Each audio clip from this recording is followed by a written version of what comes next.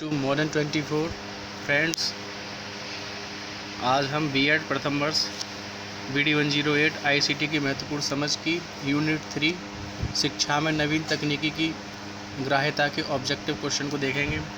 दोस्तों, playlist create कर दी गई है, सारे वीडियोज अपलोडेड हैं, आप जाके वहाँ पे देख सकते हैं। चैनल पे जो नए हैं कृपया चैनल को सब्सक्राइब करें ताकि आपको आने वाली वीडियोज़ के नोटिफिकेशन प्राप्त होते रहें। बाकी मैंने टेलीग्राम का लिंक शेयर कर रखा है, उस पर आपको उस वीडियो में अपलोड करता हूँ उसकी PDF आप लोगों को मिल जाएगी। चलिए चलते हैं क्वेश्चन नंबर 1 पे। इसके बारे में इकाई 3 के बारे में थोड़ा सा शॉर्ट में मटेरियल है, इसको आप रीड कर लीजिए दोस्तों। चलिए चलते हैं क्वेश्चन नंबर 1। एजुसेट कब स्थापित किया गया? तो ये सितंबर 2004 में स्थापित किया गया। इनमें से कौन सी संस्था मूक प्रदान करती है? तो इनमें से कोई नहीं है।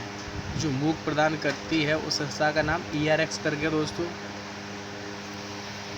जो वर्ल्ड लेवल की संस्था है ERX ऐसी कुछ है दोस्तों, देख लेना आप।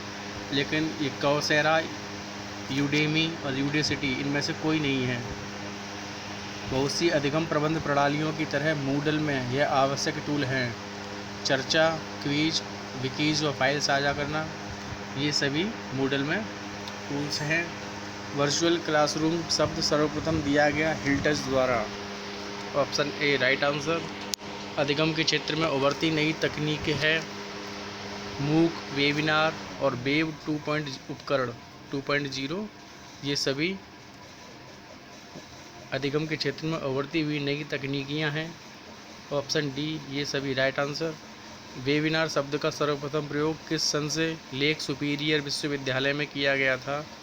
तो 2008 में किया गया था। 2 क्वेश्चन बन जाएंगे इससे, यानी वेबिनार शब्द का सर्वप्रथम प्रयोग किसने किया? तो लेक सुपीरियर विश्वविद्यालय। और कब किया? तो 2008 में किया। वेबिनार द्वारा दी जाने वाली सुविधा है वेब भ्रमण, स्लाइड शो प्रदर्शन, श्वेत पट्ट। ऑप्शन डी ये सभी राइट आंसर। वेबिनार द्वारा दी जाने वाली सुविधा है text chat, screen application sharing, meeting recording. Option D right answer. Webinar का गुण है सुगमता, लागत प्रभावशीलता, स्थायी अधिगम। Option D is right answer. आभासी अधिगम वातावरण का गुण है सरल एवं स्वयं अधिगम, प्रभावशाली अनुदेशन सामग्री प्राप्त करने में सहायक, नवीन तकनीकी तथा माध्यमों का प्रयोग करने में सहायक। तो ऑप्शन डी राइट आंसर। स्वयं पोर्टल है, एक शैक्षिक पोर्टल है, एक व्यावसायिक पोर्टल है, एक राष्ट्रीय पोर्टल है या एक अंतर्राष्ट्रीय पोर्टल है? तो ये स्वयं पोर्टल जो है ये एक शैक्षिक पोर्टल है। स्वयं ऑनलाइन पोर्टल का निर्माण किस उद्देश्य को प्राप्त करने के लिए किया गया है? तो पहुंच, निष्पक्षता और गुणवत्ता। Option D right answer. इन सभी के लिए स्वयं ऑनलाइन पोर्टल का निर्माण किया गया है। स्वयं पोर्टल की विशेषता है स्वयं पोर्टल लर्निंग पोर्टल है जो छात्रों के लिए बिल्कुल फ्री है, निःशुल्क है। इसमें 9वीं कक्षा से लेकर PG तक के कोर्स, स्नातकोत्तर तक के कोर्स उपलब्ध हैं। जो छात्र प्रमाण पत्र चाहते हैं उन्हें कुछ फीस लेकर सफलतापूर्वक पाठ्यक्रम उत्तीर्ण करने के बाद प्रमाण पत्र भी दिए जाएंगे। ये स्वयं पोर्टल की विशेषता है ये। तो ऑप्शन डी राइट आंसर। उपरोक्त सभी सही होंगे। वेबिनार का गुण है शिक्षा में बाधाओं को खंडित करना, सुगमता और लगाव, लागत प्रभावशीलता। तो ऑप्शन डी राइट आंसर। आभासी अधिगम वातावरण का गुण है सरल एवं स्वयं अधिगम, प्रभावशील अनुदेशन सामग्री प्राप्त करने में सहायक और संबंधित आवश्यक सूचनाएं प्राप्त करने में सहायक। Option D right answer. मूक पाठ्यक्रमों से लाभ है। मूक पाठ्यक्रम निःशुल्क होते हैं। इसके माध्यम से व्यक्ति किसी भी देश में रहकर शिक्षा से जुड़ सकता है। मूक पाठ्यक्रम समय की बाह्यता को समाप्त करते हैं। ऑप्शन डी उपरोक्त सभी right answer. Multi sensory instruction सुधार लाने का कार्य करते हैं, व्यक्तिगत संचार में, शिक्षा में, प्रशिक्षण में। ऑप्शन डी इन सभी में राइट आंसर। एडुसेट एक सैटेलाइट है, तो ये एडुसेट एक शैक्षिक सैटेलाइट है। Option A right answer. EDUSAT की शैक्षिक उपयोगिता है। एडुसेट के माध्यम से प्राथमिक से उच्च स्तर तक का शिक्षा प्रदान करना संभव है। एडुसेट द्वारा विभिन्न विषयों के विशेषता के विचारों का लाभ छात्रों को मिल जाता है। एडुसेट से घर बैठकर दूरस्थ शिक्षा के माध्यम से ऑनलाइन शिक्षा प्राप्त की जा सकती है। ऑप्शन डी उपरोक्त सभी राइट आंसर। मूक का उद्देश्य है छात्रों को डिजिटल सामग्री का ज्ञान कराना, शोध कार्यों को बढ़ावा देना, छात्रों को वार्ता, वीडियो चैट या कॉन्फ्रेंसिंग विषय विशेषज्ञों से कराना। ऑप्शन डी उपरोक्त सभी राइट आंसर।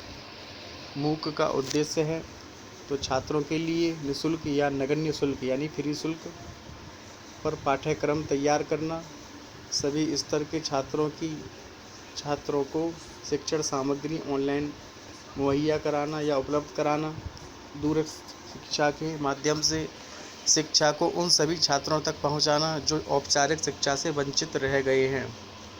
ऑप्शन डी उपरोक्त सभी राइट आंसर। ऑनलाइन पाठ्यक्रम का महत्व है क्योंकि ऑनलाइन पाठ्यक्रम निःशुल्क या बहुत ही कम शुल्क में किए जा सकते हैं। ऑनलाइन पाठ्यक्रम प्रत्येक स्टेट के छात्र के लिए उपयोगी है।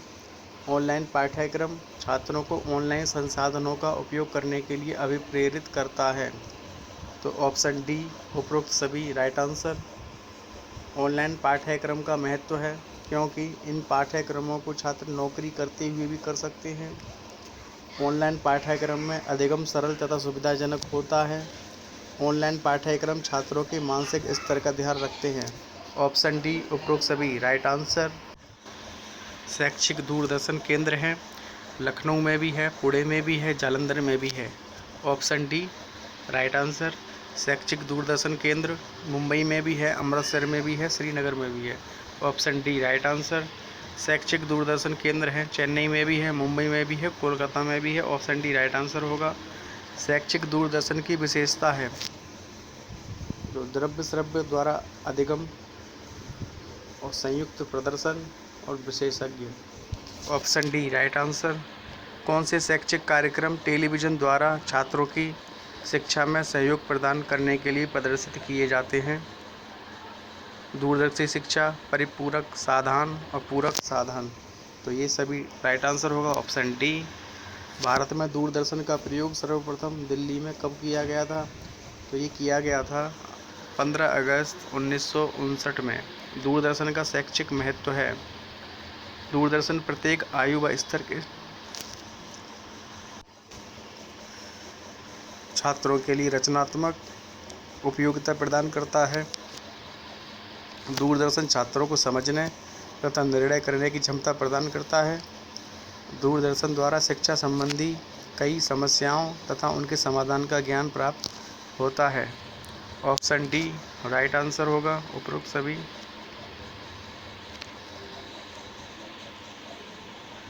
शैक्षिक दूरदर्शन का दोष है यह एक तरफा शिक्षा संचार है जिससे छात्रों की समस्या का समाधान नहीं हो पाता है। दूरदर्शन अधिक खर्चीला साधन है। दूरदर्शन के प्रसारण के लिए कार्यक्रम का निर्माण अधिक महंगा पड़ता है। बिजली की सप्लाई बहुत कम मिल पाती है। यदि कार्यक्रम के निर्धारित समय में बिजली नहीं आती है तो प्रसारण बेकार चला जाता है। ऑप्शन डी उपरोक्त सभी राइट आंसर। CIET का पूरा नाम है Central Institute of Education Technology. Option B right answer. केंद्रीय शिक्षा तकनीकी संस्थान का कार्य है शिक्षण पद्धतियों तथा विधियों के सुधार हेतु शोध करना, शैक्षिक नियोजकों तथा शिक्षकों को शैक्षिक तकनीकी तथा प्रक्रिया का तकनीकी ज्ञान प्रदान करना, प्रभावपूर्ण शिक्षण अधिगम प्रक्रिया हेतु आवश्यक शिक्षण सामग्री प्रदान करना। तो उपरोक्त सभी राइट आंसर होगा। Option D. केंद्रीय शैक्षिक तकनीकी संस्थान का अंग है शैक्षिक प्रौद्योगिकी नियोजन सिस्टम डिजाइन प्रभाग, दूरदर्शन प्रभाग, फिल्म तथा फोटो प्रभाग, ये सभी केंद्रीय शिक्षक तकनीकी संस्थान के अंग हैं। केंद्रीय शैक्षिक तकनीकी संस्थान का अंग है मध्य रेडियो प्रभाग, दूर शिक्षा प्रभाग, विशिष्ट परियोजना प्रभाग। ये सभी राइट आंसर होगा। शैक्षिक तकनीकी संस्थान का अंग है तकनीकी नियोजन एवं रख रखाव विभाग, शैक्षिक तकनीकी तथा प्रशिक्षण विभाग, ग्राफिक्स प्रदर्शनी विभाग। ऑप्शन डी उपरोक्त सभी राइट आंसर। शैक्षिक तकनीकी संस्थान का अंग है मुद्रा एवं प्रकाशन विभाग, शोध तथा मूल्यांकन प्रभाग, सूचना तथा अनुदेश विभाग। ऑप्शन डी ये सभी राइट आंसर। भारत में शैक्षिक तकनीकी कब प्रारंभ हुई थी? तो ये हुई थी आपकी ऑप्शन बी 1972 से 73 में।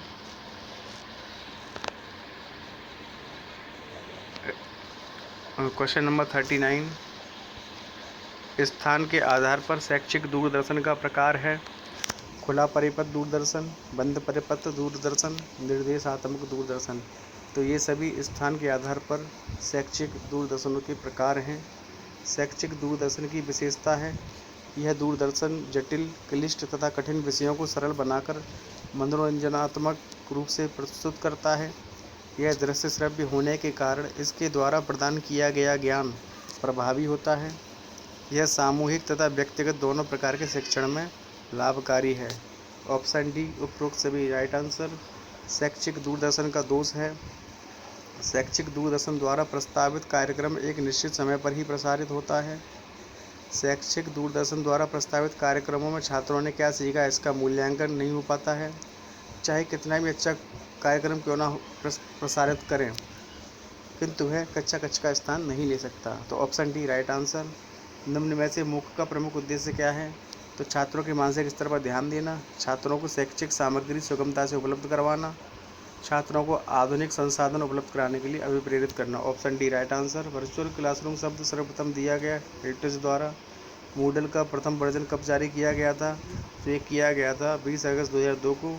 बहुत सी अधिगम प्रबंधन प्रणालियों की भांति मूडल से यह आवश्यक टूल है चर्चा, क्विज और विकीज पर फाइल साझा करने के लिए। उपयुक्त सभी होगा इसका राइट आंसर। वेब कब प्रारंभ किया गया? तो ये किया गया 2004 में। वेबिनार शब्द का सर्वप्रथम प्रयोग कहाँ किया गया? तो लेक सुपीरियर विश्वविद्यालय में किया गया। वेब 2.0 की सुविधाएं एवं तकनीकियां हैं, तो ये एप्लीकेशन इसका राइट आंसर होगा। आवासीय अधिगम वातावरण में सम्मिलित नहीं है, तो मूल्यांकन एडुसेट का दूसरा प्रचलित नाम है GSET 3। स्लाइड के प्रकार हैं लेंटर स्लाइड, सेलफोन और ग्लास स्लाइड। ये सभी स्लाइडों के प्रकार हैं। Option D right answer. इनमें से कौन सी भंडार करती है अधिक डेटा का? तो DVD, CD या फ्लॉपी। इसमें बी दिया है CD, लेकिन मेरे हिसाब से दोस्तों इसमें होना चाहिए DVD। मेरे हिसाब से DVD होना चाहिए, क्योंकि DVD होती है 4.7 GB और CD होती है 700 MB की, इसलिए DVD होना चाहिए। Option A. आवासीय शिक्षा के अगर आपके हिसाब से क्या है तो आप कमेंट करके बताइए। क्वेश्चन नंबर 53, आवासीय शिक्षा के शिक्षण कक्ष होते हैं अवास्तविक और वास्तविक दोनों होते हैं। विशिष्ट आवासीय विश्वविद्यालय हैं Canadian virtual university, Punjab university Indian, Syrian virtual university. तो ये सभी विशिष्ट आवासीय विश्वविद्यालय हैं। आवासीय विश्वविद्यालय लर्निंग समुदाय का आधुनिक रूप है, तो ग्लोबल विलेज। आवासीय शब्द का आवासीय विश्वविद्यालय में स्वरूप है संस्थागत और निर्देशात्मक माध्यम, ये दोनों होगा ए और बी। आवासीय माध्यम का प्रयोग किया जाता है तो उच्च शिक्षा हेतु किया जाता है। आवासीय विश्वविद्यालय कितने घंटे एवं दिन का होता है? तो ये होता है ऑप्शन सी 24 घंटा और 365 दिन का। आवासीय विश्वविद्यालय द्वारा शिक्षा प्राप्त करना है कम खर्चीला है। आवासीय पाठ्यक्रम होता है तो लचीला होता है। Option C right answer. आवासीय शिक्षा विकल्प के रूप में प्रयोग की जाती है, तो औपचारिक शिक्षा। Option B right answer. आवासीय कक्षा की विशेषता है मल्टीमीडिया के द्वारा चलती हैं, कक्षा तथा पाठ्यक्रम व्यवस्थित रहता है, समय तथा दिन की बाध्यता नहीं होती है। तो ऑप्शन डी उपरोक्त सभी राइट आंसर। पहला मुक्त विश्वविद्यालय अस्तित्व में आया 1960 में। सर्वप्रथम वायरलेस यूनिवर्सिटी की चर्चा की JC स्टूबर्ट ने। आवासीय विश्वविद्यालय की अवधारणा लागू हुई 1995 में। आवासीय कक्षा कक्ष से अभिप्राय ऐसे कक्षा कक्षों से है जिसमें प्रयोग होता है इंटरनेट, ईमेल और ऑनलाइन चैटिंग, तो ऑप्शन डी ये सभी राइट आंसर। शिक्षा में मूक को पूर्ण प्रसिद्धि कब मिली? तो पूर्ण प्रसिद्धि मूक को मिली 2012 में। मूक के माध्यम से दूरस्थ शिक्षा के क्षेत्र में व्यापक प्रगति हुई, संसाधनों का सर्वोत्तम उपयोग हुआ, पाठ्यक्रम को उपयोगी रूप प्रदान करने का कार्य हुआ।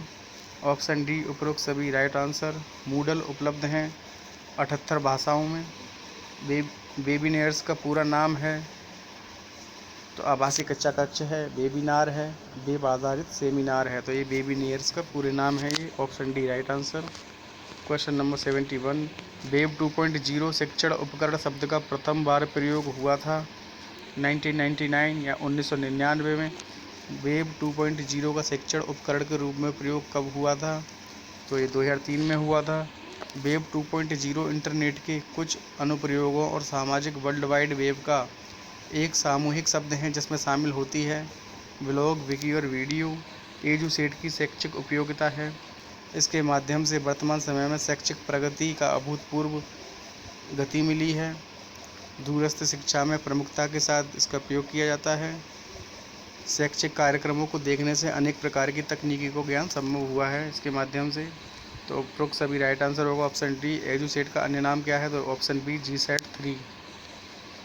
एजुसेट के माध्यम से स्वास्थ्य संबंधी ज्ञान प्राप्त किया जा सकता है, छात्रों की विभिन्न समस्याओं का समाधान शीघ्र निकाला जा सकता है, विभिन्न विषयों से संबंधित शैक्षिक विशेषज्ञों के विचारों का लाभ छात्रों को प्राप्त हो सकता है। उपरोक्त सभी ऑप्शन डी राइट आंसर। अधिगम के क्षेत्र में उभरती हुई नई तकनीकी है, तो मूक, वेबिनार्स और वेब 2.0 उपरोक्त सभी ऑप्शन डी राइट आंसर होगा। स्मार्ट कक्षा से लाभ है, छात्र को कहीं आने जाने की आवश्यकता नहीं पड़ती। इन कक्षाओं द्वारा प्रदान ज्ञान अधिक रुचिकर तथा प्रभावी होता है। स्मार्ट विकलांगता, शारीरिक विकलांगता के लोग भी इन कक्षाओं में बाधा नहीं बनते। शारीरिक विकलांगता जो लोगों को होती है तो उन लोगों के लिए भी ये स्मार्ट कक्षा बहुत लाभकारी होती है। ऑप्शन डी उपरोक्त सभी राइट आंसर। स्मार्ट कक्षाओं का दोष है यह बहुत खर्चीली है, इसमें विभिन्न तकनीकी यंत्रों की आवश्यकता होती है। बिल्कुल सही बात। अब प्रशिक्षित शिक्षक ही इसका पाठ्यक्रम तैयार कर सकते हैं, बिल्कुल सही। तो उपरोक्त सभी सही हैं। Option D right answer. Smart कक्षाओं का दोष है इनके द्वारा नैतिक विकास संभव नहीं है, बिल्कुल सही। इनके द्वारा चारित्रिक विकास संभव नहीं है, बिल्कुल सही। तो ऑप्शन सी, ए एवं बी दोनों राइट आंसर। वेब 2.0 की सुविधाओं का उदाहरण है ब्लॉग, वेब अनुप्रयोग, सामाजिक नेटवर्किंग यानी social networking. Option D right answer होगा। वेब 2.0 की सुविधाओं का उदाहरण है वेब अनुप्रयोग, सामाजिक नेटवर्किंग, विकीज, ये सभी option D right answer. Web 2.0 शब्द कब शुरू हुआ? तो ये हुआ 2004 में, और जो शैक्षिक वेब 2.0 वो 2003 में। तो वेब 2.0 का शब्द का कब शुरू हुआ था? 2004 में। मूडल के लाभ हैं। मूडल विभिन्न प्रकार की सामग्री को अपलोड करने की अनुमति देता है। विभिन्न शिक्षण प्रबंधन प्रणालियों की तरह चर्चा मंच जैसे आवश्यक उपकरण शामिल हैं। मूडल को व्यक्तिगत आवश्यकताओं के अनुरूप संशोधित किया जा सकता है। तो ऑप्शन डी उपरोक्त सभी राइट आंसर। इनमें से कौन सी संस्था मूक प्रदान करती है? तो इनमें से कोई नहीं है, ऑप्शन डी। बहुत सी अधिगम प्रबंध प्रणालियों की तरह मूडल में यह आवश्यक उपकरण हैं चर्चा, क्विज, विकीज और फाइल साझा करना। ये रिपीटेड क्वेश्चन है। वर्चुअल क्लासरूम शब्द सर्वप्रथम किया गया हिल्टज द्वारा। दूरस्थ शिक्षा की विशेषता नहीं है, ये भी रिपीटेड क्वेश्चन है दोस्तों। वर्चुअल क्लासरूम हिल्टज द्वारा सर्वप्रथम प्रयोग किया गया। दूरस्थ शिक्षा की विशेषता नहीं है, इसमें शिक्षक छात्र प्रत्यक्ष संपर्क में होते हैं। ये उन व्यक्तियों के लिए लाभकारी है जो किसी भी कारण तथा शिक्षा प्राप्त करने में असमर्थ रह चुके हैं। इस शिक्षा द्वारा व्यक्ति अपने स्थान पर अपनी योग्यता तथा क्षमता द्वारा सीखता है। तो ऑप्शन डी उपरोक्त सभी राइट आंसर। दूरस्थ शिक्षा प्रदान की जाती है आकाशवाणी, दूरदर्शन और पत्राचार द्वारा। तो ऑप्शन डी राइट आंसर। दूरस्थ शिक्षा प्रदान करने का साधन है तो दूरदर्शन, आकाशवाणी, इंटरनेट, ये सभी राइट आंसर होगा ऑप्शन डी। दूरस्थ शिक्षा की शुरुआत कहाँ हुई थी? तो जर्मनी में हुई थी। दूरस्थ शिक्षा की शुरुआत कब हुई थी? तो 1856 में हुई थी। आवासीय कक्षा कक्ष की विशेषता है। आवासीय कक्षा प्रणाली दूरवर्ती शिक्षा प्रणाली में सहायक है। इस प्रणाली में छात्रों का मूल्यांकन भी ऑनलाइन किया जा सकता है। यह प्रणाली परंपरागत शिक्षा प्रणाली से अधिक प्रभावी है। तो ऑप्शन डी उपरोक्त सभी राइट आंसर। दूरस्थ शिक्षा उन छात्रों के लिए उपयोगी है जो औपचारिक शिक्षा ग्रहण नहीं कर पाते हैं, जो अपनी जिम्मेदारियों तथा रोजगार के कारण शिक्षा में वंचित हैं, जो दूर दराज क्षेत्रों और देशों में फैले हैं और शिक्षा ग्रहण करना चाहते हैं।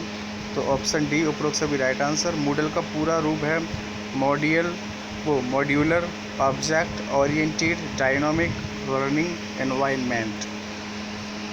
Option A right answer. Moodle सुविधा देता है ऑनलाइन क्विज भेजना, छात्रों द्वारा टिप्पणी पोस्ट करना, सवाल पूछना। Option D right answer. Web 2.0 world wide web को किस पीढ़ी के रूप में संदर्भित किया गया है? तो दूसरी पीढ़ी के रूप में संदर्भित किया गया है। तो दोस्तों ये था यूनिट 3। कल यूनिट 4 लेकर आएंगे। दोस्तों बीएड का ये सिलेबस ख़त्म होने के बाद जीके का ऑल इंडिया जीके सभी एग्ज़ामों के लिए जीके के क्वेश्चन और करंट अफेयर्स का प्रैक्टिस सेट कराएंगे दोस्तों। उसकी क्लासें चलेंगी रेगुलर। ये पहले ये फिनिश हो जाए, उसके बाद दोस्तों उसका व्यवस्था करते हैं।